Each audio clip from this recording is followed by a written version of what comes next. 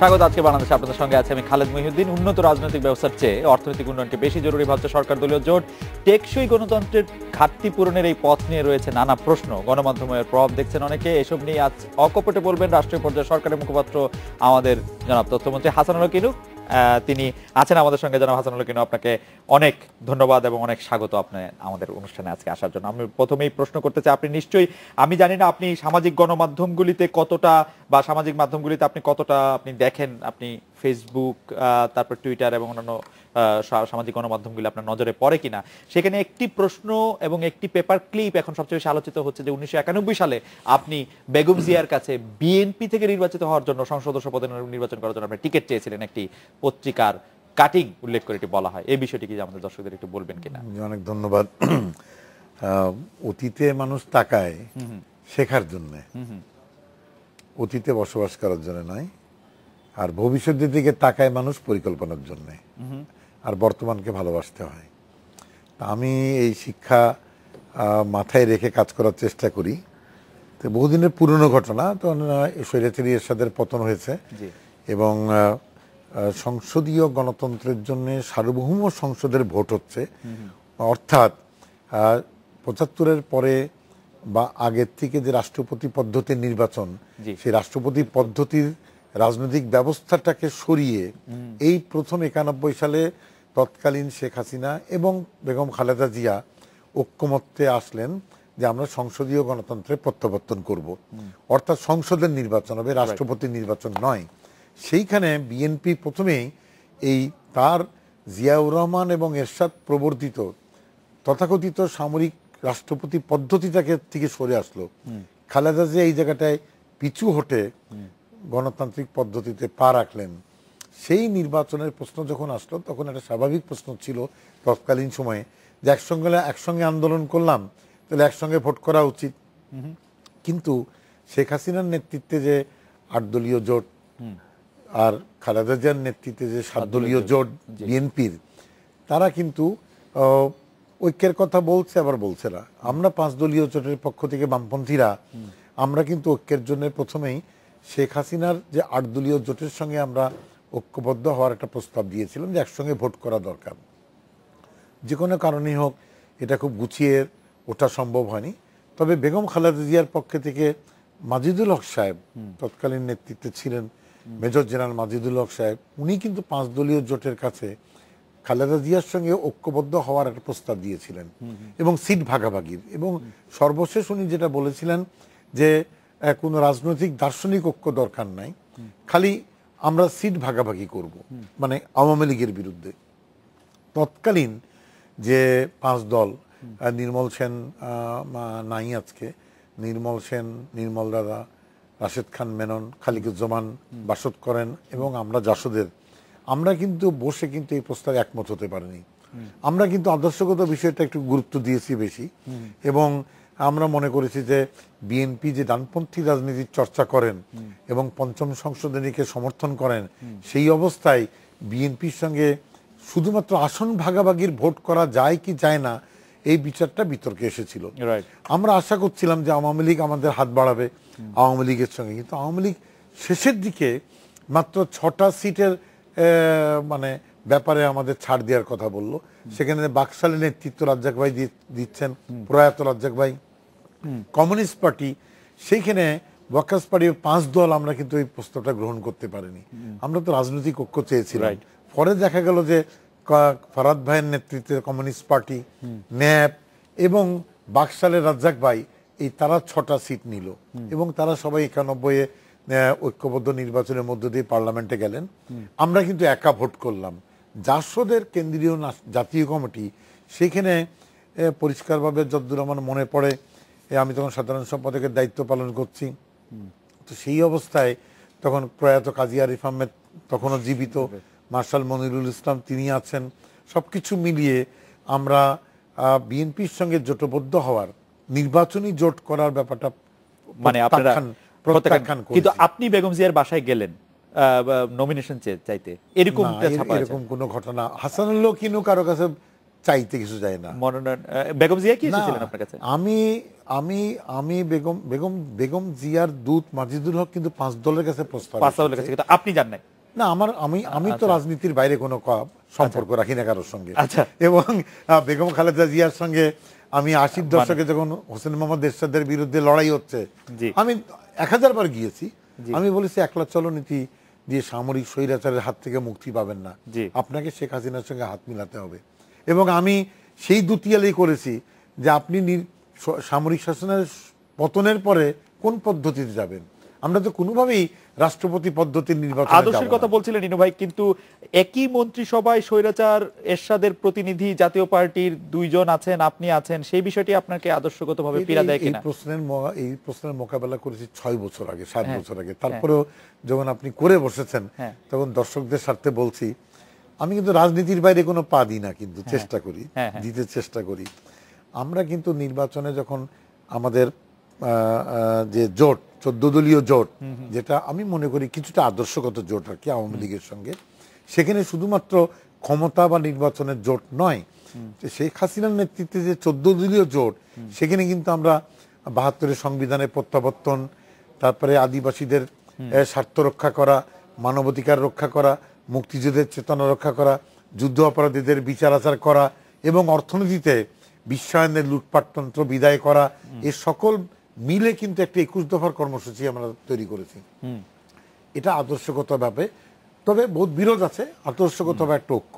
সেখানে গুরুত্বপূর্ণ বিষয় যেটা আসলো, যখন আমার মঈনুদ্দিন ফখরুদ্দিন সাহেবের জায়গাটা সরে গেল, ভোটটা এসে গেল, তখন আসলো যে আমার প্রতিপক্ষ হচ্ছে খালেদা জিয়া এবং জামাত, যারা সরকার গঠন করেছিলেন এবং সেই সরকারের আমলে অত্যন্ত ন্যাক্কারজনকভাবে সাম্প্রদায়িকতা, জঙ্গিবাদ, যুদ্ধ অপরাধী চক্রকে মানে লালন করা হয়েছিল, হত্যা খুনের রাজনীতিকে লালন করা হয়েছিল।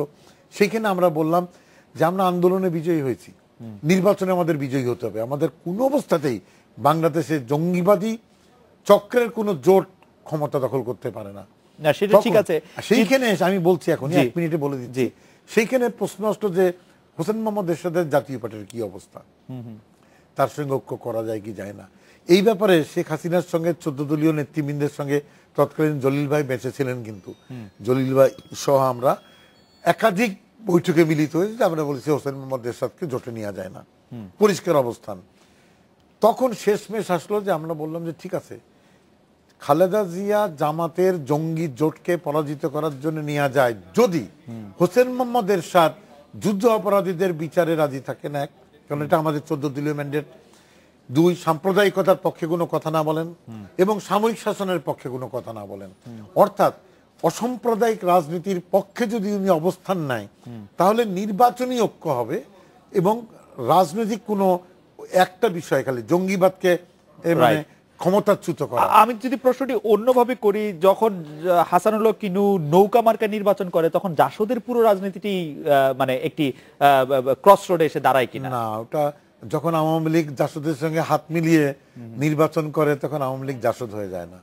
না, কারণ জাসদ তো আওয়ামী লীগে বিলীন হয়ে যায়। কারণ হাসানুল হক কিন্তু যদি নৌকা মার্কায় নির্বাচন করে, তাহলে নৌকা মার্কা হচ্ছে জোটের প্রতীক হিসাবে ছিল এবং সেখানে আমি এই ওয়ার্কার্স পার্টি বা আমরা বা আরো যারা বামপন্থীরা আছে, যে আমরা সেই নির্বাচনে একটা কমন প্রতীকের কথা বলেছিলাম। সেখানে নৌকা প্রতীকটা মাননীয় প্রধানমন্ত্রী শেখ হাসিনা ব্যবহার করার জন্য অনুমতি দিলেন, যে জোট যদি ব্যবহার করে আমার আপত্তি নাই। সেই হিসেবে নির্বাচন কমিশনকে চিঠি দেওয়ার পরে প্রশ্নটা হচ্ছে প্রতীক ব্যবহার করা হলো, কিন্তু এমপি হলো জাসদ থেকে, ওয়ার্কার্স পার্টির থেকে। সুতরাং টেকনিক্যালি কি তা সত্যি ইনু ভাই? আপনি যখন নৌকা মার্কার প্রতীকে ব্যবহার করেন, তখন ফ্লোর ক্রসিং এ আপনি যদি শেখ হাসিনাকে সংবিধানের 70 অনুচ্ছেদ অনুযায়ী আমি কিন্তু জাসদের এমপি, আওয়ামী লীগের নয়। এক, ওয়ার্কার্স পার্টির এমপি মেনন, কিন্তু সেটা তো প্রতীকের উপরে। না, প্রতীকের সঙ্গে কোনো সম্পর্ক নেই। প্রতীকের বিধান আছে নির্বাচনী রুলসে। আমাদের যে নতুন যে নির্বাচনী আইন তৎকালীন মঈনুদ্দিন ফখরুদ্দিন আমলে, আপনি যদি আমাকে একটু সাহায্য করেন, আমি যদি 70 পরে শোনাই আপনাকে, কোন নির্বাচনে কোন রাজনৈতিক দলের প্রার্থী রূপে মনোনীত হইয়া, এই রাজনৈতিক দলের প্রার্থী রূপে মনোনীত হইয়ার তো সংসদ আপনাকে চিনবে। রাজনৈতিক দলের প্রার্থী, জোটের না, যে সংসদ আপনাকে চিনবে আপনার পার্টির মনোনয়ন দিয়ে হবে না, প্রতীক দিয়ে না, দলের প্রার্থী। ওকে, আওয়ামী লীগের প্রার্থী লতিফ সিদ্দিকী, সুতরাং তাকে বহিষ্কার করতে পারে। আমি যদি এই মুহূর্তে মহাজোটের কোনো বিলের বিরুদ্ধে ভোট দিই, তাতে কিন্তু আমার সদস্যপদ যাচ্ছে না। বিষয়টি মনে হয় একটু তর্কিত, কারণ আপনি নৌকামার্কা নির্বাচন করে মনে সেই হারিয়েছেন। এখানে একেবারে পরিষ্কার আমি সংবিধান বিশেষজ্ঞ এবং আদালতের বিচারপতিদের সঙ্গে কথা বলেছি, নির্বাচন কমিশনের সঙ্গে কথা বলেছি। রাজনৈতিক দল সংসদ কি হয় চিনবে? তাহলে রাজনৈতিক দল চিনবে দলের নামে চিনবে, প্রতীক দিয়ে চিনবে না। যেরকম জাসদ, যেরকম আপনি যখন নির্বাচন হচ্ছে ফলাফল আসছে, আওয়ামী লীগ 100 সিট, জাসদ 5টা সিট, জাসদ আসতেছে কিন্তু প্রতীক নৌকা, প্রতীক মশাল। আচ্ছা, সুতরাং সেইখানে যেরকম মনে করেন এইবার আমাদের দলের নাজমুল হক প্রধান, আমাদের দলের রেজাল্ট করিম তানসেন এই 5 তারিখের ভোটে কিন্তু মশাল প্রতীক নিয়ে ভোট করে জাতীয় পার্টির ক্যান্ডিডেটকে হারিয়েছে এবং সমর্থিত কিছু কতিপয় স্বতন্ত্র লোককে হারিয়ে সংসদ সদস্য হয়েছে। আমি আবার জোটের প্রার্থী ছিলাম, সেই হিসাবে আমাকে নৌকা প্রতীক দেওয়া হয়েছিল, নৌকা প্রতীক আমি ব্যবহার করেছিলাম। কিন্তু যেহেতু তাদের জোটের প্রার্থী করা হয়নি, তারা মশাল প্রতীক নিয়ে ফাইট করেছে। কিন্তু তার মানে আপনি বলছেন যে জাসদ আসলে আওয়ামী লীগে বিলীন হয়ে যায়নি। আমি যদি প্রশ্নটিকে আর একটু পিছনে নিয়ে যাই, এটি আগস্ট মাস, আজকে 15 আগস্ট, জাসদের কি কর্মসূচি জাসদ নিচ্ছে দলীয়ভাবে? আপনারা কবে থেকে বাঙালি জাতির জন্য এই শোকের দিনটি পালন করছেন? এটা একটা জাতীয় শোক দিবস, সরকারের তরফ থেকে ঘোষণা। সুতরাং মানে এটি পালন করছেন আপনি নির্বাহী আদেশে? আমি না, নির্বাহী আদেশে আমি বলি যে 15 আগস্টের 75 সালে যখন বঙ্গবন্ধু নিহত হন, ভোররাত্রে খবরটা পাওয়ার পরে তার আগের দিন পর্যন্ত আমরা বঙ্গবন্ধুর সরকার, আওয়ামী লীগের সরকার বাকশাল পদ্ধতির রাজনৈতিক বিরোধিতা করেছি। যেই মুহূর্তে উনি নিহত হয়েছেন, 15 আগস্টের বিকাল থেকে জাসদ তৎকালীন এই খুনি মুস্তাক সরকারের বিরুদ্ধে অবস্থান গ্রহণ করার জন্য তৎকালীন ইউপিপি বলে একটা পার্টি ছিল, united peoples party, Sirajul Hossain Khan সাহেব, হবিগঞ্জে বাড়ি, প্রখ্যাত বামপন্থী নেতা, উনি নেতৃত্ব দিতেন। আর আমাদের ছিল মানে ওটা জাগমুই, জাতীয় গণতান্ত্রিক পার্টি। আর ইউপিপিসির ইউনাইটেড পিপলস পার্টি নেতৃত্ব দিতেন কাজী জাফর এবং আরিফিন না, কাজী জাফর ভাই এবং রাশেদ খান মেনন, রণ ভাই। আমরা 3 পার্টির একটা ঐক্য করেছিলাম, ত্রিদলীয় ঐক্য। আমরা 3 দলের সঙ্গে বৈঠক করে প্রথম 3 দলের এখন সেই লিফলেটটা আমার কাছে আছে, সেখানে জাসদ, ইউপিপি, জাগমুই ত্রিদলীয় ঐক্যের তরফ থেকে একটা লিফলেট তৈরি করেছিলাম, খুনি মুস্তাককে প্রতিহত করো। আমরা বলেছিলাম যে বঙ্গবন্ধুর বিকল্প সামরিক শাসন নয়, বাকশালের বিকল্প সামরিক শাসন নয়, বাকশালের বিকল্প অবৈধ ক্ষমতা দখলকারী মুস্তাক নয়। সুতরাং আমরা আওয়ামী লীগের বিরোধিতা করেছিলাম, তার মানে এই নয় যে আওয়ামী লীগকে যারা সামরিক পদ্ধতির মধ্যে উচ্ছেদ করেছে তাদেরকে আমার সমর্থন করতে হবে। তখন অত্যন্ত দুঃখজনক হলেও সত্যি, কমরেড তোহা থেকে শুরু করে অপরাপর বামপন্থী এবং আজকের কমিউনিস্ট পার্টি সেলিম সাহেবের গুরু কমরেড ফারাদ এই খুনি জিয়াউর রহমানের সরকারকে সমর্থন দিয়েছিল। কিন্তু জাসদ কিন্তু 15 আগস্টের, এবং আমরা কি করেছিলাম, আমরা বিশ্ববিদ্যালয়ে মিছিল করেছিলাম। ফলে কি হয়েছে, মুস্তাকের 83 দিনের শাসন ছিল। 83 দিনে জাসদের আমরা মুস্তাকের সামরিক বাহিনী আমাদের হত্যা করেছে। আমার 83 দিনের অনেক, আমার রাজবাড়ির আজাদ মারা গেছে, জিলানি মারা গেছে, চট্টগ্রামে মারা গেছে, গাইবান্ধায় আমার প্রধান তাকে মেরে জিপের পিছনে নিয়ে গাইবান্ধা শহরের ছেঁচড়ায় করেছে এই মুস্তাক সরকার। কিন্তু আমরা কোনো আত্মসমর্পণ করিনি। আমরা বলেছি মুস্তাক সামরিক সরকারকে আমরা সমর্থন দিতে পারি না। এরপরে তো সিপাহী বিদ্রোহ হলো, তারপরে জেনারেল জিয়াউর রহমান আসলো, এবং আমরা ঘটনা দিয়ে প্রমাণ করেছি যে সামরিক শাসনের সঙ্গে হাত মিলে না। ফাঁসিতে কর্নেল তাহের ঝুলেছে, আমি 12 বছরের কারাদণ্ডে দণ্ডিত হয়েছি। কিন্তু কর্নেল তাহের তো জিয়াউর রহমানকে মুক্ত করলেন না। মুক্ত আমি বলি, জিয়াউর রহমান তো সামরিক অফিসার ছিলেন।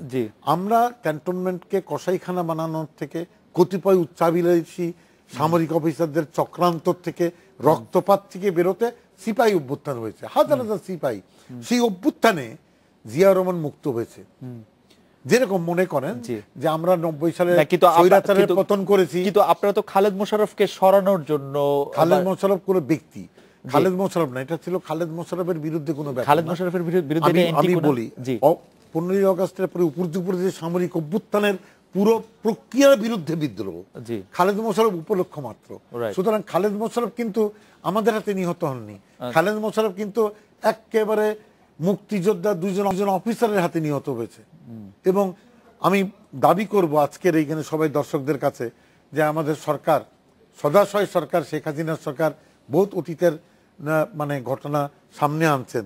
আমার মনে হয় একটা কমিশন করা দরকার, যে কমিশনের মাধ্যমে জানা উচিত যে কে খালেদ মোশাররফকে হত্যা করেছে। প্রাথমিকভাবে কি আপনাদের অভিযুক্ত বা আপনার অভিযুক্ত হওয়ার সম্ভাবনা আছে? আমি অভিযুক্ত হলে অভিযুক্ত হব, কিন্তু আমি জানি যে আমরা নিষ্পাপ, কারণ আমরা কোনো অফিসারকে হত্যা করিনি। যারা অফিসারকে হত্যা করেছে অফিসারকে হত্যা করেছে। এবং আপনার উচ্চাবিলাসের কারণে এক অফিসার আরেক অফিসারের বুকে গুলি মেরেছে, ২৫০০ সৈনিককে হত্যা করেছে জিয়া, ক্যান্টনমেন্টে কসাইখানা বানিয়ে দিয়েছে। ইনু ভাই, আমাদের একটা মানে আলোচনাটা খুবই জমে উঠেছে। আমরা একটা বিরতি নিচ্ছি, বিরতির আগে আমি প্রশ্নটি করে যাই, বিরতির পর ফিরে এসে যেটি আপনার কাছ থেকে জানতে চাইবো যে আপনি বলছিলেন যে ৭৫ 15 আগস্টের আগে আপনারা আওয়ামী লীগ সরকারের বিরোধিতা করেছিলেন এবং আওয়ামী লীগ সরকারের বিরোধিতা করে এটি মঞ্চ করা হচ্ছে। যে কারণে আপনারা আওয়ামী লীগ সরকারের বিরোধিতা করেছিলেন, এখন আবার আওয়ামী লীগ সরকারের সাথে যে আপনাদের একাত্মতা, সেই দুটি পরিপ্রেক্ষিতকে আপনি কিভাবে বিবেচনা করেন? আমরা একটা বিরতি নিয়ে ফিরছি আবার আপনার কাছে। ভাই,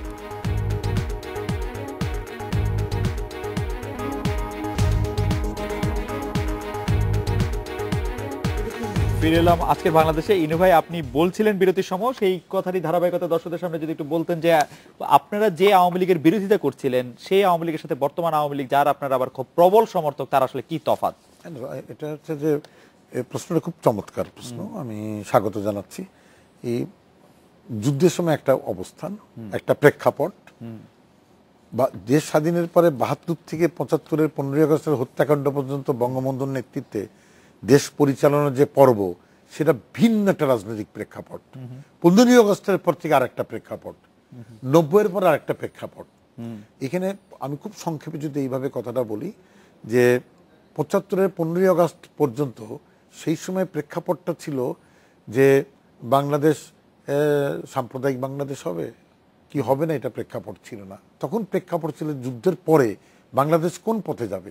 আমরা তখন মনে করেছি এবং সবাই মনে করেছে এটা সমাজতন্ত্রের পথে যাবে এবং বাংলাদেশের ধনী গরিবের বৈষম্য থাকবে না, এবং এই সমাজতন্ত্রের পথে যাওয়ার ব্যাপারে কিন্তু বঙ্গবন্ধুর সঙ্গে কোনো বিরোধ নাই। উনি সংবিধানে কিন্তু ৪ নীতি সমাজতন্ত্র লিখলেন, কিন্তু এর পদ্ধতিটা কি হবে সেখানে আমাদের বিরোধ হয়েছে। এটা আদর্শগত রাজনৈতিক বিরোধ, শুধু আমাদের না, বোধ সমাজতন্ত্রে কমিউনিস্ট পার্টি তারা এই বিরোধটা করেছে যে এই নতুন একটা সমাজ কিভাবে নির্মাণ করা হবে। বঙ্গবন্ধুর মতন করেছেন, পূর্ণ রাষ্ট্রযন্ত্র নিয়ে করার চেষ্টা করেছেন। তার যে পার্টি, তিনিও পার্টির প্রতি বিক্ষোভ প্রকাশ করেছেন বহুত সময়, কিন্তু সেটা আমার প্রশ্ন না। প্রশ্নটা হচ্ছে আমি যেটা গুরুত্ব দিচ্ছি, সম্পূর্ণ ভিন্ন একটা প্রেক্ষাপট, যেখানে বাংলাদেশ কোন পথে যাবে। আর ৭৫-এর পরে প্রেক্ষাপটটা বদলে গেল, কোন পথে বাংলাদেশ যাবে সেটা না, বাংলাদেশকে বাঁচাও, অর্থাৎ বাংলাদেশ দখল হয়ে গেল। দখল করলো কারা? জেনারেল জিয়া মুস্তাকের নেতৃত্বে সামরিক চক্র। দখল করলো কারা? সাম্প্রদায়িক চক্র। দখল করলো কারা? ৭১-এর ভাগাড় থেকে, আস্তাকুর থেকে এই সাম্প্রদায়িক যুদ্ধ অপরাধী চক্রকে জিয়াউর রহমান টেনে এনে পুনর্বাসন করা শুরু করলো। প্রেক্ষাপটটা বলতে গেল। এইখানে দেখবেন আওয়ামী লীগ তখনও কিন্তু ঐক্যের ঝান্ডা তোলেনি। সমগ্র জিয়ার আমলে শেষের দিকে যায় কিন্তু আওয়ামী লীগের সঙ্গে জাসদের ঐক্য হলো। সবাই তখন প্রশ্ন করেছে, জাসদ আওয়ামী লীগের সঙ্গে লড়াই করেছেন না? হ্যাঁ, করেছি। সেটা বাংলাদেশকে সমাজতান্ত্রিক বাংলাদেশ বানানোর জন্য, শোষণমুক্ত বাংলাদেশ বানানোর জন্য। সেটার লক্ষ্য এখন আর সেই লক্ষ্য আছে, প্রেক্ষাপটটা পাল্টে যে দেখলাম যে আমি সমাজতন্ত্র তো দূরের কথা, বাংলাদেশ তো পাকিস্তান বানায় ফেলতেছে। বাংলাদেশ তো কাঠমোল্লারা, রাজনৈতিক মোল্লারা দখল করে এখানে রাজাকারী রাজত্ব কায়েম করছে এবং তারা হত্যাকুণ্ডের রাজনীতি করছে, অর্থাৎ ক্যান্টনমেন্টকে কসাইখানা বানাচ্ছে। আমাদের আওয়ামী লীগ জাসদ আমার কর্নেল তারকে হত্যা করছে। এই জায়গার থেকে তখন আমার বাংলাদেশকে রক্ষার উদ্ধারের প্রশ্নটা আসলো। তখন কিন্তু আমি দেখেন, আমি জাসদের পক্ষ থেকে এবং আমার সহযোগী শহীদুল আম্বিয়া, মার্শাল মনি, কাজী আরিফ আহমেদ, এই যে শীর্ষ পর্যায়ের নেতারা আমার সঙ্গে যারা ছিলেন, প্রত্যেকে আমরা বলেছি কোনো কারণে আমরা সামরিক এবং সাম্প্রদায়িক সরকারকে সাপোর্ট করব না এবং এর জন্য ঐক্য দরকার। ঐক্য হয়নি, আওয়ামী লীগ আসেনি ঐক্যে। সেই ঐক্য করতে করতে আমার মহাজোট কত বছর লাগলো, কিন্তু ঐক্য হয়, ঐক্য ভেঙে যায়, ঐক্য হয়, ঐক্য ভেঙে যায়। কিন্তু আমরা তখন এই প্রশ্নের সম্মুখীন হয়েছি জাসদ কর্মীদের কাছে যে আমাদের আওয়ামী লীগের আমলে তীব্র লড়াই করলেন, আপনি সে আওয়ামী লীগের সঙ্গে হাত মিলাবেন? আমি বলেছি হোসেন মোহাম্মদ এরশাদ যখন দেশটা দখল করে নিল, আমি তো রাজনৈতিক কারণে রাজনীতি করি, সুতরাং তখন আমি যে খালেদা জিয়ার স্বামী কর্নেল তারের ফাঁসি দিয়েছে, সেই খালেদা জিয়ার বিএনপির সঙ্গে শেখ হাসিনা ঐক্য করেনি সমগ্র ৮০ দশকে, এবং আমরা ত্রিদলীয় ঐক্যজোটের মধ্য দিয়ে মেনন ভাই, আমি, নির্মল দেয়া, খালেদা এবং হাসিনা, আমরা সবাই মিলে ৯০ সালে স্বৈরাচারের পতন করিনি। আমি তো তখন বলিনি যে তাহেরের রক্ত তোমার হাতে আছে, কিন্তু হ্যাঁ এটা মনে মনে ছিল, যার জন্য আমি সুযোগ যখন পেয়েছি তাহেরের মামলা করে কোর্টের থেকে আমি রায় পেয়েছি তাহের দেশপ্রেমিক আর জিয়া ঠান্ডা মাথার খুনি। সেটা ঠিকই আছে, কিন্তু আমরা যদি প্রশ্নটি, এটা ঐক্যটা হচ্ছে আমি যদি খালেদার সঙ্গে ঐক্য করতে পারি, তাহলে আওয়ামী লীগের সঙ্গে ঐক্য করলে এত আপত্তি কেন? এই আপত্তিটা কোথায় রাজাকাররা না, ঠিক এই আছে, আপত্তি করে রাজাকাররা। ঠিক আছে, কিন্তু আমরা যদি প্রশ্নটি এমন ভাবে করি যে আমাদের একজন দর্শক মামুন, ইনি বলছেন যে এই কথা কি ঠিক না, শামীম ওনার নাম, উনি বলছেন যে অনেক বিএনপি নেতা বলেন যে বঙ্গবন্ধুকে যেদিন হত্যা করা হয়েছিল সেদিন হাসানুল হক ইনু নিজের শার্ট খুলে নৃত্য প্রকাশ করেছিলেন, আনন্দ করেছিলেন, সেই কি অপপ্রচার কিনা? আমি তখন আত্মগোপনে ছিলাম। আপনি আত্মগোপনে ছিলেন, এবং এরকম এই যে কথাটা আমি ফেসবুকে দেখেছি, জি, ফেসবুকে ট্যাঙ্কের উপরে কিছু লোক উল্লাস প্রকাশ করেছে, সেখানে আপনি সেই ছবিটা দেখবেন কোনো চেহারা চেনা জানা, নিচে একটা যে মিথ্যাচার করে যে বাঁশের কেল্লা আলাদা, তারা এখানে লিখছে ইনু নাচতেছে। ইনু তো প্যান্ট শার্টই পরতো না, আচ্ছা, ইনু তো পায়জামা পাঞ্জাবি পরতেছে। সেই এই আমি যখন ৭২-এ যখন কৃষক লীগের দায়িত্ব আমাকে দেয়া হলো, আমি যখন প্যান্ট শার্ট ছেড়ে পায়জামা পাঞ্জাবি পরি, এবং বাংলাদেশের কোন লোক দেখছে নাকি প্যান্ট শার্ট পরা অবস্থায়? হাসানুল হক ইনুর ব্র্যান্ডই হচ্ছে পায়জামা পাঞ্জাবি। না, সেই জন্য হচ্ছে গায়ের জামাটা খোলা ছিল তো, ওটাকে পায়জামা নাকি শার্ট নাকি পাঞ্জাবি, গায়ের জামা।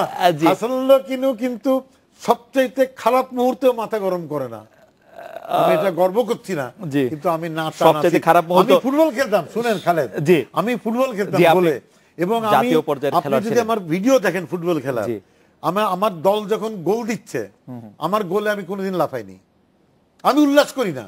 না, সেজন্য আপনাকে অনেকে ঠান্ডা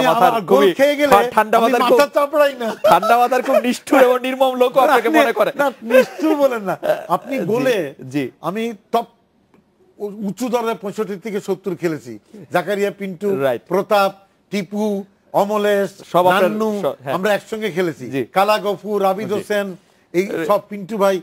আপনি কোনোদিন আমাকে উল্লাস করতে কেউ দেখেনি। আমি গোলে গোল, আমি বলে হারজিত জীবনে আছে, কিন্তু আপনি মেনে নাও, জিতও মেনে নাও। না, আপনি তো সহজ লোক না। আচ্ছা, যাই হোক, আমি আরেকটি প্রশ্ন এখান থেকে করতে চাই যে ধরেন সিরাজ শিকদার, ইউনিভার্সিটির ছেলে, জি, সিরাজ শিকদার 3 বছর জ্যেষ্ঠ উনি। আচ্ছা, 3 বছর আগে উনি সিভিল ইঞ্জিনিয়ার হিসেবে পাস করেছেন। সিরাজ শিকদারের মৃত্যু দিবস বা ওরকম দিবসগুলি জাসদ আগে যেভাবে পালন করতে এখন সেভাবে পালন করে না। জাসদ কোনোদিন সিরাজ শিকদারের মৃত্যু দিবস পালন করেনি। সর্বহারা পার্টির সঙ্গে জাসদের কোনোদিন ঐক্য ছিল না, কারণ সর্বহারা পার্টি জাসদের নেতাকর্মীকে হত্যা করেছে, এবং বহুত জায়গায় পশ্চিম দিকে খুলনা, যশোর অঞ্চলে জাসদের বিরুদ্ধে কমিউনিস্ট পার্টি ছিল রাশিয়ানপন্থী, চীনপন্থীরাও জাসদের বিরুদ্ধে, যেহেতু আমরা উভয়কেই পছন্দ করতাম না। আমরা বলতাম বাংলাদেশকে আমাদের মতন করে সমাজতন্ত্র করব। তার মানে সিরাজ শিকদারের সঙ্গে আপনাদের কোনো রকম কোনো সম্পর্ক, কোনো সংস্রব? আমি দরদি তার যে উনি বামপন্থী রাজনীতি করতেন, কিন্তু উনি যুদ্ধ করেছেন, বীর মুক্তিযোদ্ধা, সম্মান করি, কিন্তু স্বাধীনোত্তর বাংলাদেশে উনি সঠিক রাজনীতি করেননি। খালেদা জিয়া জামাতের ইফতার পার্টিতে যোগ দেওয়ার বিষয়টি আপনি ভালো চোখে দেখেননি, এখানে আপনি অনেক কড়া সমালোচনা করেছেন। জামায়াতের নেতাকর্মীরা যে গণহারে আওয়ামী লীগে যোগ দিচ্ছে, এই বিষয়ে আপনার দলীয় অবস্থান কি? আপনার, আমি মনে করি চিহ্নিত জামাতি বা শুধু জামাত না, বিএনপির যারা আগুন সন্ত্রাসের সঙ্গে জড়িত, যারা মানুষ পুড়িয়ে হত্যা করেছে, যে বিএনপির যে কর্মী, জামাতের কর্মী, যারা গণহত্যার সঙ্গে জড়িত, যারা রক্ষাটা বাহিনীর সঙ্গে জড়িত, তাদের কোনো দল আশ্রয় দেওয়া উচিত না। এবং এই ব্যাপারে 14 দলের আজকে বৈঠক হয়েছে। 14 দলে জাসদের পক্ষ থেকে আমাদের নেতারা ছিলেন, অন্য দলের নেতারা ছিলেন। প্রকাশ্যে নাসিম সাহেবকে বলা হয়েছে যে আমরা জামাতের আশ্রয়স্থল হিসাবে আওয়ামী লীগকে দেখতে চাই না, আপনারা এটা করবেন না। সেখানে নাসিম সাহেব যেটা বলেছেন, আওয়ামী লীগের এটা কোনো নীতিগত অবস্থান নয়, সুতরাং জামাত ঢুকছে কিনা আমরা তদন্ত করে দেখবো এবং আমরা সতর্ক হব। আমরা আরেকটা বিরতি নিচ্ছি ভাই, বিরতির পর ফিরে এসে যেটি আপনার কাছে প্রশ্ন করবো, এবার আপনার একটা অন্য দায়িত্ব সম্পর্কে, যে আগের দফার মহাজোট সরকারের শেষ দিকে এসে আপনি তথ্য মন্ত্রণালয়ের দায়িত্ব পান 2012 সালে, টু বি এক্সাক্ট। পরবর্তীতে নির্বাচনকালীন অন্তর্বর্তীকালীন সরকার হয়ে 10ম সংসদে আপনি একই মন্ত্রণালয়ে আছেন। আমরা যদি আপনার কাছে জানতে চাই যে মোটামুটি 3টি সরকারের 3 বছরের দায়িত্ব থেকে রাষ্ট্রীয় গণমাধ্যমে কোনো ইতিবাচক পরিবর্তন আনতে পেরেছে কিনা বাংলাদেশ বেতার, বিটিভি, বাসস, কোনোটিতে আপনার কোনো পরিবর্তন আমরা দেখতে পাই কিনা? আমি যদি বিটিভি আমার খুব প্রিয় টেলিভিশন, আমি যদি এটিতে দেখি সারাক্ষণ মাননীয় প্রধানমন্ত্রীকে এবং আপনাকে ছাড়া আর কি কি দেখা যায় আপনি যদি আমাদেরকে একটু বলেন, আমরা এটা বিরতি নিয়ে ফিরছি আবার আপনার কাছে।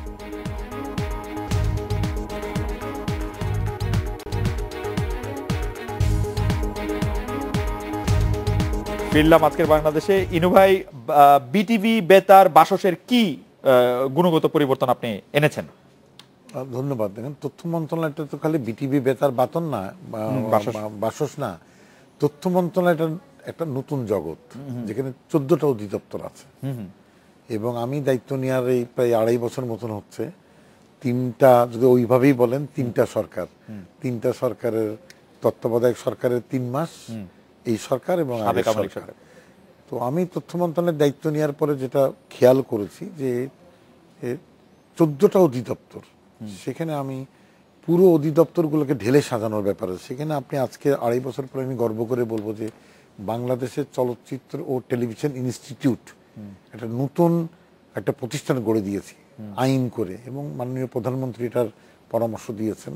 এবং প্রথম সনদ 61টা ছেলে মেয়ের সনদ দিলাম আমরা, ডিপ্লোমা কোর্স। এই বছর 2 বছরের কোর্স চালু হচ্ছে, এর আলাদা ভবন, এবং পুনে ফিল্ম ইনস্টিটিউটের সত্যজিৎ রায় ইনস্টিটিউট যেটা কলকাতা আছে, সেই আদলে পুরো কারিকুলাম গভর্নিং বডি করে দেওয়া হয়েছে। এবং বাংলাদেশের গণমাধ্যমের জগতে যারা দিকপাল তাদেরকে দিয়ে করে দিয়েছি আমি। এটা হচ্ছে একটা ব্যাপার। এইখানে কোনো বহুত কিছুর কিন্তু আইন কানুন নাই। যেরকম আপনি যদি বলেন যে আমি দায়িত্ব নেওয়ার পরে, এই যে দায়িত্ব নেওয়ার আগে এবং পরে এই আমলে গণমাধ্যমের বিকাশ ঘটানোর জন্য আমরা উদ্যোগ নিয়েছি। আমি টেলিভিশন লাইসেন্স দিয়েছি, বহুত FM লাইসেন্স দিয়েছি, কমিউনিটি রেডিওর লাইসেন্স আমার হাত দিয়ে গিয়েছে। এবং এই সব কিছু মাননীয় প্রধানমন্ত্রীর পৃষ্ঠপোষকে এবং তত্ত্বাবধানে। উনি গণমাধ্যমের প্রসারে বিশ্বাস করেন। সমালোচনা হচ্ছে, আমি সমালোচনা সহ্য করছি, কিন্তু FM রেডিও বেসরকারি খাতে দিয়ে দিয়েছি, কমিউনিটি রেডিও চলতেছে। মানে বিটিভি, বেতার, বাসসে কিছু করা সম্ভব না? আমি আসছি, কিন্তু আমি এখানে মনোযোগটা দিয়েছি যেরকম আর্কাইভিং, এটা একটা জাতির ইতিহাস সংরক্ষণের জায়গা একেবারে। সেখানে প্রধানমন্ত্রী যে টাকাটা দিয়েছে, 70 কোটি টাকার বিশাল আগারগাঁওতে আধুনিক আর্কাইভ ভবন হচ্ছে, যেখানে এই উপমহাদেশে এত আধুনিক আর্কাইভিং থাকবে না। সবকিছু আমরা নতুন করে সাজাচ্ছি ডিজিটাল পদ্ধতিতে। এটা একটা ব্যাপার, আর্কাইভ হচ্ছে। আপনি চলচ্চিত্র নীতিমালা রেডি করছি, অনলাইন নীতিমালা রেডি করছি, সম্প্রচার নীতিমালা হয়েছে, সম্প্রচার কমিশনের জন্য কাজ চলতেছে, 6 মাসের ভিতরে হয়ে যাবে, সম্প্রচার আইন হবে। এইখানে বেতারকে, সমগ্র বেতারটাকে বাংলাদেশ সবাই শুনে, কিন্তু আজকে আধুনিক যুগে যদি FM পদ্ধতিতে না যান তাহলে মোবাইলে শুনতে পারবে না। বেতারকে এই মুহূর্তে 65% বাংলাদেশের এলাকায় FM বেতার শোনা যায়, কিন্তু আমি শতভাগ করার চেষ্টা করছি। রাইট, তার মানে আপনি অনেক কিছু করছেন, কিন্তু বেতার, বিটিভি, বাসস, এই যে এই জায়গাটায় বেতার, বিটিভি, বাসস, এই জায়গাটায় যে অতীতের উত্তরাধিকার সূত্রে এখানে গত 15 বছর যাবৎ কোনো নিয়োগ নাই, এবং এখানে মানে দক্ষ লোকের মানে কোনো জায়গা নাই। আমি সেই জিনিসটা পরিবর্তন করার জন্য বিটিভিতে নতুন দক্ষ লোক, জনসম্পদ নিয়ে আসার জন্যে আমি এই মুহূর্তে প্রশাসন এবং অর্থ মন্ত্রণালয়ের কাছ থেকে ছাড় চূড়ান্ত করেছি। এটা যখন বিজ্ঞাপনের মাধ্যমে এই দক্ষ লোক চলে আসবে, তখন বিটিভির চেহারা পরিবর্তন হবে। মানে কি ধরনের দক্ষ লোক? ধরা যাক সংবাদে, মানে সংবাদ পরিবেশনের ক্ষেত্রে আপনারা কি প্রফেশনাল লোক নেবেন, নাকি তাকে এর রিক্রুটিং পলিসিটা আলাদা করতে যাচ্ছি? রিক্রুটিং পলিসি এখানে তো একটা অন্য জগৎ, তাই না? এই যে বেতার টিভি এখন যেভাবে আছে, ঠিক গদবাঁধা কায়দা এটা চললে প্রতিযোগিতায় টিকবে না কিন্তু, এবং জনগণের টাকা যাতে ভালোভাবে হয়। কিন্তু তারপরেও দেখবেন যে বিটিভি অন্য বেসরকারি টেলিভিশন যেগুলো করে না, মাদক বিরোধী, কৃষি, শিল্প, নারী, মুক্তিযোদ্ধা, পরিবেশ, ক্রীড়া, উন্নয়ন, এই সব বিটিভি করে কিন্তু। রাইট, এটা করে। কিন্তু আমি একটা প্রশ্ন মানে এরকম করতে চাই যে আমি আপনাকে আজকে যে প্রশ্ন করছি, আমি যদি আজকে বিটিভিতে চাকরি করতাম, আপনি তথ্যমন্ত্রী থাকতেন, সেই প্রশ্ন আমি করতে পারতাম কিনা বা পারবো কিনা কালকে যদি আমি বিটিভিতে মানে ওই চূড়ান্ত পরীক্ষা দিয়ে উত্তীর্ণ হই? এটা কিন্তু আমি এর ভিতরে গত 1 বছর আমি বিটিভির কিছু প্রশ্ন উত্তরে গিয়েছিলাম। ওরা হচ্ছে এমনই গদবাঁধা, ওরা কোনো প্রশ্ন করতেই জানে না। আমি বলে সেটি নিশ্চয়ই প্রশ্ন করলে আপনি পছন্দ করেন না, উনি আজকে প্রশ্ন করলেন আগামীকাল বেদবুনিয়ার বদলে আমি বলে প্রশ্ন করুন। এবং এই জায়গাটায় বিটিভি আমাকে আরো, যদি আমি 6 মাসের দায়িত্ব থাকি এখানে, তাহলে 6 মাসের ভিতরে বিটিভি দেখবেন বিটিভির স্ক্রিন চেঞ্জ হয়ে গেছে। এবার ঈদের অনুষ্ঠান বিটিভির অনেক উন্নত হয়েছে, নিশ্চয়ই স্বীকার করবেন। ঈদের অনুষ্ঠান সম্পর্কে যখন বলছিলেন, আমার ঈদের অনুষ্ঠান সম্পর্কে একটি প্রশ্ন আছে। তার আগে আমাদের একজন দর্শক, আমি তার নামটি হারিয়ে ফেললাম, তিনি একটি প্রশ্ন করেছেন যে আপনি খন্দকার মোশতাকের যেই সভায় তিনি শপথ নিয়েছিলেন সেই সভায় আপনি উপস্থিত ছিলেন কিনা, সেই প্রশ্নটি উনি করেছেন। হাসানুল্লাহ কিনা তো ছোট কর্মী, সেই সবাই যারা বড় বড় মানুষ তাদেরকে দাওয়াত দিয়েছে, সেই সভাতে কর্নেল তাহের, আমি বা জাসদের কেউ দাওয়াতও পাইনি, যাইও নি। আর ঈদের অনুষ্ঠান সম্পর্কে হচ্ছে যে আজকে একটি খবর প্রকাশ হয়েছে যে বিটিভির আনন্দ মেলা নিয়ে তদন্তে নামছে দুদক। আপনি এই খবরটি দেখেছেন কিনা? ঈদ উল ফিতর উপলক্ষে যে বিটিভিতে প্রচারিত আনন্দ মেলা অনুষ্ঠান নিয়ে তদন্ত শুরু করতে যাচ্ছে দুর্নীতি দমন কমিশন, এই খবরটি আপনার চোখের সামনে আসছে? চোখে এসেছে। তো দুদকের অধিকার আছে তদন্ত করার। দুর্নীতি যদি কেউ করে থাকে তাকে ধরে জেলখানায় পাঠিয়ে দিব, এটা নিয়ে আমার মাথা ব্যথা নয়। আচ্ছা, মানে আনন্দ মেলা ভালো হয়েছে কিনা, আচ্ছা, আনন্দ মেলা সবাই প্রশংসা করেছে, আমি আনন্দিত। আর আনন্দ মেলার নামে যদি 1 টাকার জায়গায় 40 টাকা খরচ করে থাকে, তাহলে 30 টাকা আপনি বলছেন যে আনন্দ মেলাটা সবাই পছন্দ করেছে, এই সবাই আসলে কারা? যারা আপনার আশেপাশে থাকছে তারা, নাকি আপনার এরকম কোনো মেকানিজম আছে যে আপনি আসলে জানতে চাইছেন যে আসলে? বহুত সময় সারা দেশে তো আমাদের তথ্য অফিসাররা আছে, ফোন করে, প্রায় তো ফোন করে সমালোচনা করে, বুঝলেন না? ইনু সাহেব কি করতেছেন, তো বলছেন না ভাই ভালোই তো লাগতেছে। আচ্ছা আচ্ছা আচ্ছা, সেই সাধারণ দর্শক, সাধারণ মানুষ। তথ্য অফিসারদের ঘাড়ে কয়টা মাথা তথ্যমন্ত্রীর কাছে, মানে এটা একটা প্রশ্ন। তথ্য অফিসারকে বলেছি, তথ্য অফিসারের দায়িত্ব, এটা সরকারি দায়িত্ব, যে ওই তৃণমূলে পত্রিকায় আমার বিরুদ্ধে যে সমালোচনা সেটা কাটিং করে পাঠানো তার দায়িত্ব, যাতে সরকার বুঝতে পারে কোথায় কোথায় সমালোচনা হচ্ছে। আরেকটি ইন্টারেস্টিং শব্দ আপনার কারণে আলোচনা চলে আসছে যে আপনি অনেকগুলি নীতিমালা আপনি তৈরি করছেন। সর্বশেষ আপনি গতকাল অনলাইন গণমাধ্যম নীতিমালার একটি, গতকাল না তার কিছুদিন আগে চলচ্চিত্র নীতিমালা, অনলাইন নীতিমালা ওয়েবে গেছে, অনলাইন গণমাধ্যম নীতিমালা সম্পর্কে আপনি এটা মনে করছেন। অনেকেই বলছেন যে আপনি নীতিমালা না, আসলে আপনি ভীতিমালা ছড়িয়ে দিচ্ছেন। আমি 2.5 বছর দায়িত্বে আছি, প্রায় 2.5 বছরের ভিতরে আপনি গণমাধ্যম, আপনারা যারা কাজ করছেন আপনারাই সাক্ষী দিবেন যে তথ্য মন্ত্রণালয় কাউকে ধমকও দেয় না, কাউকে চিমটিও কাটে না। এবং আপনারা সকালবেলা উঠে সমালোচনা করেন সরকার, শেখ হাসিনা আমাদের প্রধানমন্ত্রী, উনি বলেন যে রাত্রেবেলা দেখলে তো মনে হয় সরকারে নাই, সকালবেলা উঠে দেখি সরকারে আসি, পতাকা নিয়ে অফিসে যাই। না, আপনি অবশ্য তো মানে তথ্য মন্ত্রণালয় কাউকে ধমকও দিচ্ছে না, কাউকে মারছেও না, আবার কেউ কোনো বিপদে পড়লে তাকে বাঁচাচ্ছেও না। এটিও বিপদে পড়লে বাঁচাই, আমি কোন সাংবাদিক যদি বিপদে পড়ে, সেটি তো হচ্ছে যে আপনি টাকা পয়সা দিয়ে। না, আমি ফিজিক্যালি মানিকগঞ্জে ডিসিএসপি কে ফোন করে বলেছি যে চেয়ারম্যান সাহেব সাংবাদিকরা আটকে রাখছে, উদ্ধার করে নিয়ে আসেন। এবং আমি সেই চেয়ারম্যানকে কারাগারে পাঠানোর ব্যবস্থা করেছি, ব্রাহ্মণবাড়িয়ায়, জামালপুরে। এই সেদিন পত্রিকা যার রিপোর্ট আসে, সাথে সাথে আমার মন্ত্রণালয় খোঁজ নেয় এই সাংবাদিক কেন নিগৃহীত হলো, জমি জমার কারণে নাকি সরকারকে গালি দেওয়া। কোন গণমাধ্যমের বিরুদ্ধে যখন কারো বিরুদ্ধে মামলা হয়, অতি অকারণে তুচ্ছ কারণে কারো বিরুদ্ধে মামলা হয়, যেমন আমার বিরুদ্ধে একটি মামলা হয়েছে, একজন এমপি সাহেব সে মামলা করেছেন, তো সেই সব ক্ষেত্রে কি আপনার তথ্য মন্ত্রণালয়? এখানে আমি যেখানে যেটা দেখি আমরা যে হয়তো হয়রানি হচ্ছে কিনা, এখন কেউ যদি মামলা করে সেটা তো কোর্ট দিয়ে নিষ্পত্তি হবে, কিন্তু যে পুলিশ যখন তদন্ত করবে তখন আমরা পুলিশকে বলি যে সরকারকে সমালোচনা করার জন্য কোনো সাংবাদিক যেন নিগৃহীত না হয়। কিন্তু আপনিও স্বীকার করবেন যে আমার গণমাধ্যমের কিছু কর্মী আছেন যারা বহুত সময় ব্যক্তিগত বিরোধে জড়িয়ে পড়ে। যেরকম কালকে আমি দেখলাম নয়া দিগন্তের কর্মী, মানে সে হেডলাইন করছে জমি জমার বিরোধের কারণে সে নিগৃহীত হয়েছে, আরেকটা পত্রিকা হেডলাইন করেছে যে নয়া দিগন্তের কর্মী লাঞ্ছিত। তার মানে অর্থাৎ পুলিশ তাকে লাঞ্ছনা করেছে। আমি সাথে সাথে খোঁজ নিলাম ঘটনাটা কি। আমার মনে হয় যে আমরা আরেকটা বিরতি নেই ভাই, আপনার সাথে কথা সময় আসলে খুব দ্রুত পার হয়ে যাচ্ছে। যে সম্প্রতি দুস্থ অসহায় সাংবাদিকদের অনুদান অনুষ্ঠানে প্রধানমন্ত্রীর উন্নয়নের অনুকূল সমালোচনা করতে মিডিয়ার প্রতি আপনি আহ্বান জানিয়েছেন, আপনি দেশের পক্ষে থাকতে বলেছেন। এই বিষয়টি নিয়ে আপনি যদি একটু পরিষ্কার করেন, দেশের বিরুদ্ধে যায় এমন কোন সংবাদকে আসলে পরিবেশন করা হয় 2-1টি গুটি কয়েক পত্র পত্রিকা বাদে, কিন্তু আপনি এই কথাটি ঢালাওভাবে আমাদের সবাইকে বলেছেন। যেমন আমি যদি আমার কথা ধরেই বলি, আপনি কি আমাকে এই কথা বলবেন যে আপনি এই সমালোচনা করেন বা আপনি দেশের বিরুদ্ধে যায় এমন খবর দিয়েন না, বললে সেটি কেন বলবেন? আমরা একটা বিরতি নিয়ে ফিরছি আপনার কাছে এই বিষয়টি জানতে।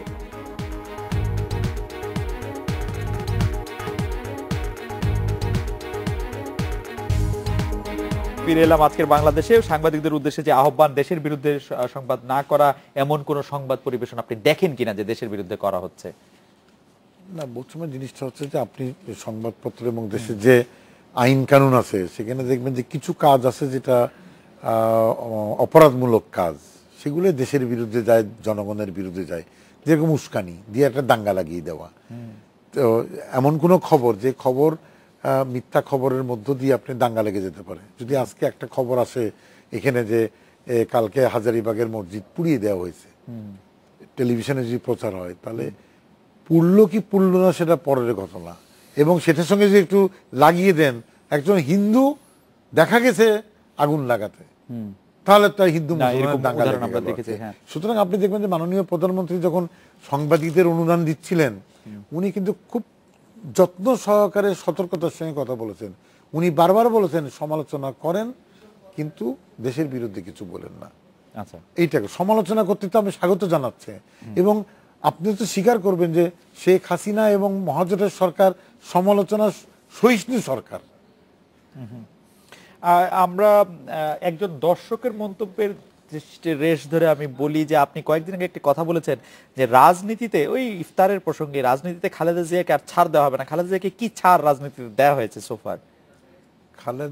খালেদা জিয়াকে সবচেয়ে বড় ছাড় দেওয়া হয়েছে যে উনি প্রকাশ্য আত্মস্বীকৃত খুনিদের সঙ্গে রাজনৈতিক জোটবদ্ধ হয়েছে, তারপরে রাজনীতি করতেছেন, এবং সেটাই এই নির্বাচন কমিশনের সেই ছাড় না দেওয়া প্রসঙ্গে আপনি বলতেছেন যে বেগম জিয়াকে রাজনীতি থেকে নিষিদ্ধ করবেন? না, আমি নিষিদ্ধ করার কথা বলছি না। মানে ছাড়, আমি বলছি যে এই যে যেই লোক খুনির সঙ্গে যুদ্ধ অপরাধীদের বিচার হলো সাকা চৌধুরীর, উনি একটা বিবৃতি দিলেন না।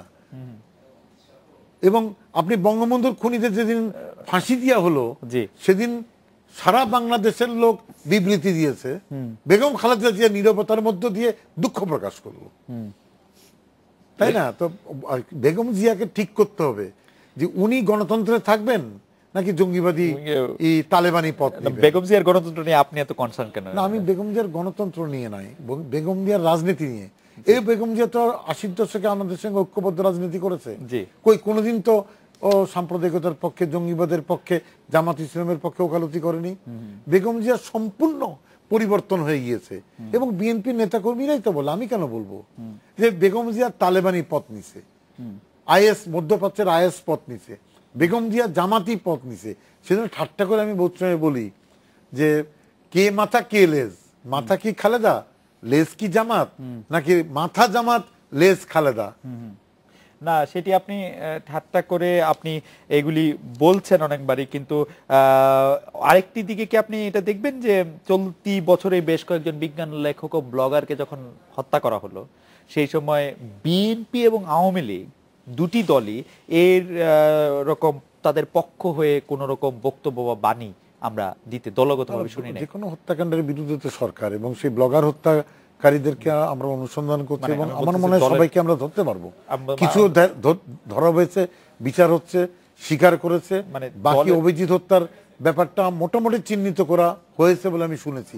আমরা আশা করছি প্রত্যেক ব্লগার হত্যা আর ব্যাপার, কিন্তু ব্লগারদের ব্যাপারে যে সমালোচনা বহুত সময় হয়, সরকারকে সমালোচনা যখন করে আমরা তো আপত্তি করি না, কিন্তু যখন কোনো ধর্মীয় অনুভূতিতে আঘাত করে তখন এটা সামাজিক শৃঙ্খলার নামে সরকারকে কিছুটা পদক্ষেপ নিতে হয়।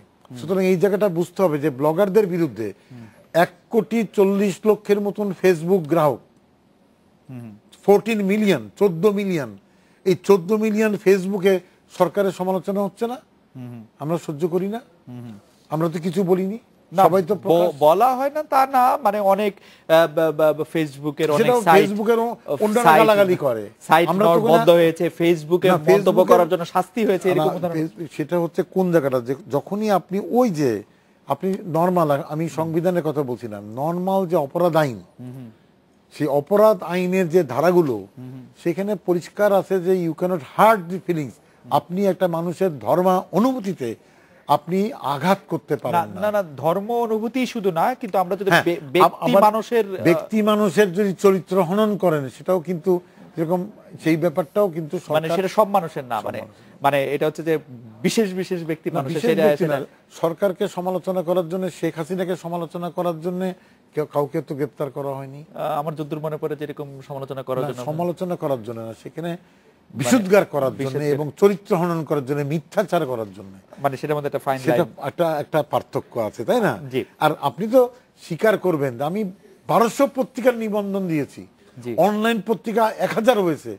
আমরা যদি ভয়ই পেতাম গণমাধ্যমকে, তাহলে অনলাইন বন্ধ করে দিতাম। কারণ আপনারা ভাবছেন যে আপনারা নিয়ন্ত্রণে রাখতে পারবেন। না, নিয়ন্ত্রণ আমরা কারণ জানি, আপনাদের- আমরা জানি যে সাংবাদিক বন্ধুরা, বা- আমরা জানি যে সাংবাদিক আমার পক্ষে নয়, কিন্তু সাংবাদিক বন্ধুরা জঙ্গিবাদের বিপক্ষে, বা সাংবাদিক- যুদ্ধ অপরাধীদের বিরুদ্ধে, সেই জন্য সাংবাদিকরা আমার মিত্র। বা সাংবাদিকরা অতিমাত্রা আওয়ামী লীগের সমর্থন না, না, করেন না। বা এরকম করে কিছু। আমার- কিন্তু আমাদের একদম আমার- সহজে আমার গণমাধ্যম আমার পক্ষে না, কিন্তু গণমাধ্যম খালেদা জিয়ার বিরুদ্ধে, আগুন সন্ত্রাসীর বিরুদ্ধে, জঙ্গিবাদের বিরুদ্ধে, সেই জন্য গণমাধ্যমকে আমরা প্রশংসা করি। ইনুভাই আপনাকে অনেক ধন্যবাদ। এই ছিল আজকের বাংলাদেশে। দেখা হচ্ছে আগামীকাল এই সময়। শুভরাত্রি।